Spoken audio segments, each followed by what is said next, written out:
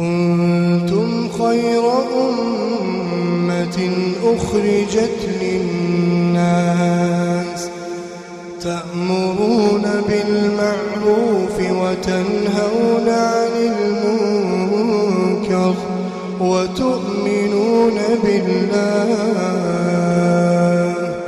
ولو آمن أهل الكتاب لكان خيرا لهم منهم المؤمنون وأكثرهم الفاسقون. بسم الله الرحمن الرحيم. الحمد لله رب العالمين. اللهم صل على محمد وعلى آل محمد كما صليت على إبراهيم وعلى آل إبراهيم إنك حميد مجيد. اللهم بارك على محمد وعلى آل محمد كما باركت على إبراهيم وعلى آل إبراهيم إنك حميد مجيد.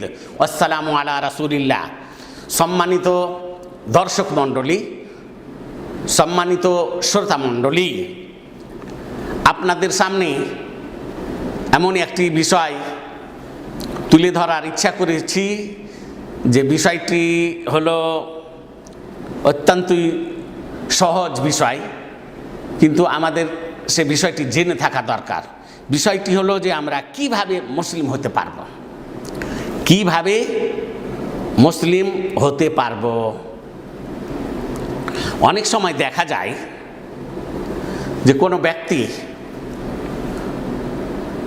মুসলিম পরিবারে জন্মগ্রহণ করলেই নিজেকে মুসলিম মনে করে। মুসলিম পরিবারে জন্মগ্রহণ করলেই যে মুসলিম হওয়া যায় না তা জেনে নিতে হবে। যেমন কি চিকিৎসক হতে হলে চিকিৎসকের বাড়িতেই জন্মগ্রহণ করলে চিকিৎসক হওয়া যায় না। ডাক্তার হতে হলে ডাক্তারের বাড়িতে জন্মগ্রহণ করলেই ডাক্তার হওয়া যায় না। কোনো ইঞ্জিনিয়ারের বাড়িতে জন্মগ্রহণ করলেই ইঞ্জিনিয়ার হওয়া যায় না।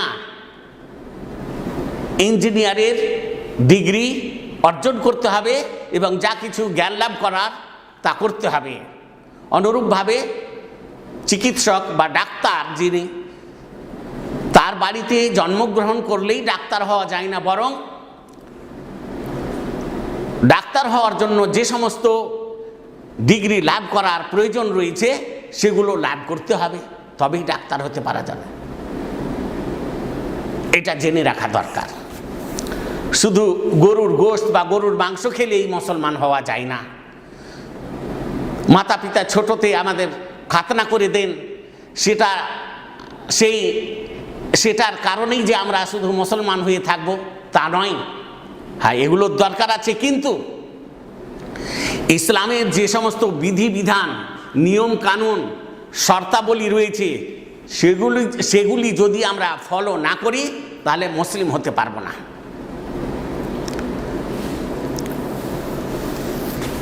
মুসলিম বলে নিজেকে দাবি করছি আর আল্লাহকে বাদ দিয়ে অন্যকে সিজদা করছি, তাহলে ইসলাম এইভাবে টিকে থাকবে না।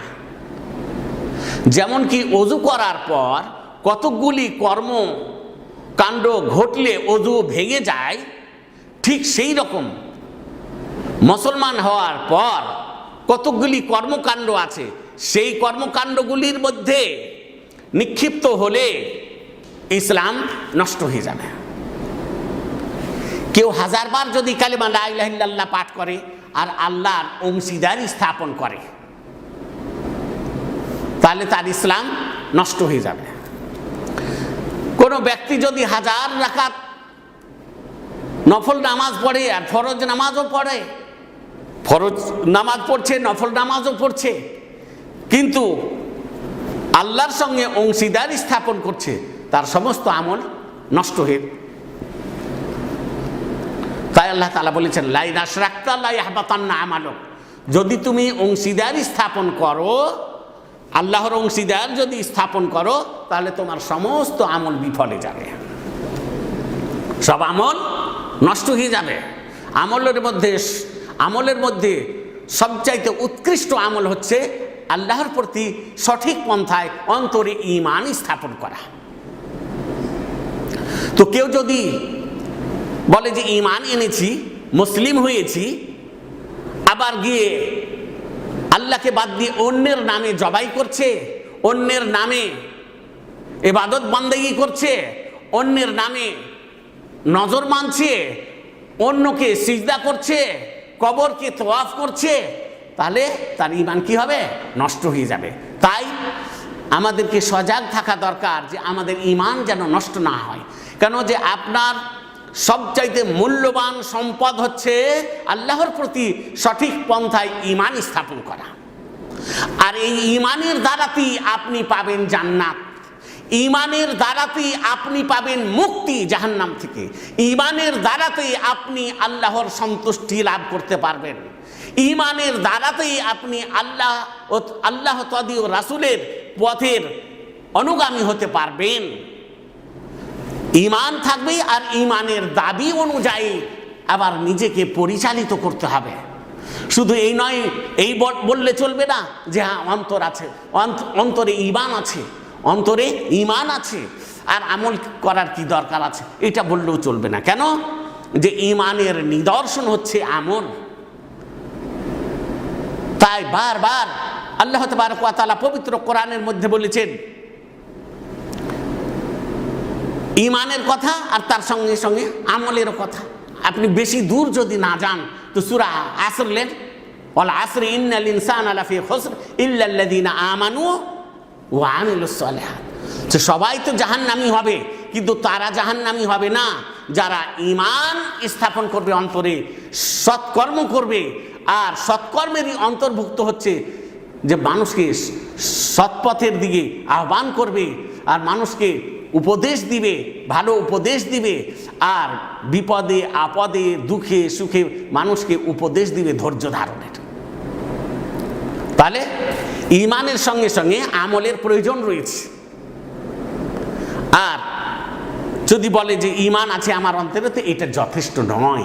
ঈমানের সঙ্গে সঙ্গে আমলের প্রয়োজন রয়েছে। তো আমল কিভাবে করব?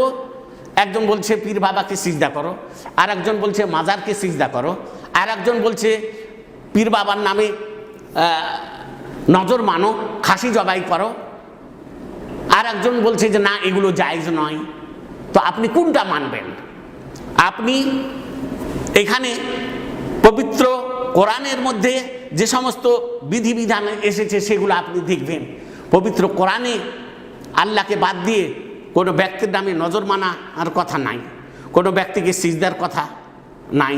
হ্যাঁ, ইউসুফ আলাইহিসসালাম বা আদম আলাইহিসসালামকে যে ইউসুফ আলাইহিসসালামকে যে সিজদা করেছিলেন সেটা আলাদা বিষয়, তাদের শরীয়ত হচ্ছে আলাদা। আর আদম আলাইহিসসালামকে যে সিজদা করতে বলেছিলেন আল্লাহ তাআলা, তো সেটা আল্লাহরই হুকুম।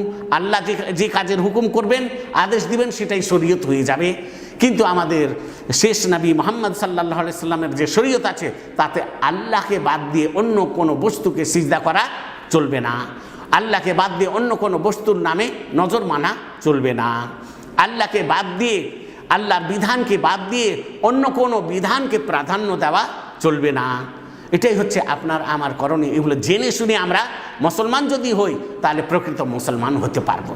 আর শুধু মুসলমান ব্যক্তির বাড়িতে জন্মগ্রহণ করলেই যে আমরা মুসলমান তা নয়। তাই আল্লাহ তাবারক ওয়া তাআলা পবিত্র কোরআনের মধ্যে বলেছেন, সূরা আরাফ দেখতে পারেন, সূরা আরাফের 3 নম্বর অংশ, সূরা আরাফের আয়াত নম্বর 3 অংশ আপনি দেখতে পারেন। আল্লাহ তাআলা বলেছেন, ইত্তাবিউ মা উনজিলা ইলাইকুম মির রাব্বিকুম ওয়া লা তাত্তাবিউ মিন দুনিহি আউলিয়া।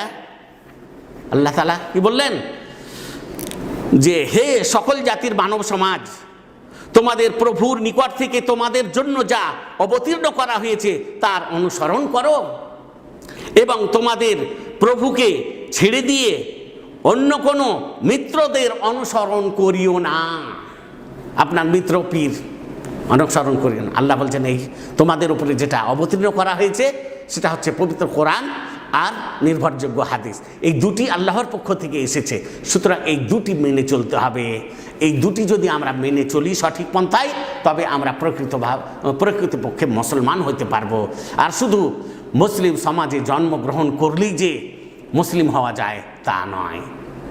শুধু নাম মুসলমানের মতো রাখলেই যে মুসলিম হওয়া যায় তা নয়, গরুর গোশত খেলেই যে মুসলিম হওয়া যায় তা নয়।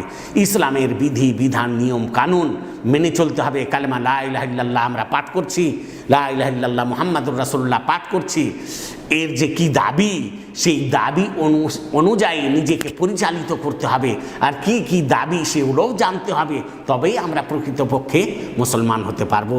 তো আল্লাহর কাছে আমি দোয়া করি আল্লাহ যেন আপনাকে, আমাকে আর সমাজের সমস্ত লোককে প্রকৃতপক্ষে মুসলিম হওয়ার তৌফিক দান করেন, আর আমরা যেন সবাই আল্লাহ তাবারক ওয়া তাআলার সন্তুষ্টি লাভ করে সুখময় স্থান জান্নাত লাভ করতে পারি, এই আশা এই দোয়া করে আমি শেষ করলাম। আসসালামু আলাইকুম ওয়া রাহমাতুল্লাহি ওয়া বারাকাতুহু।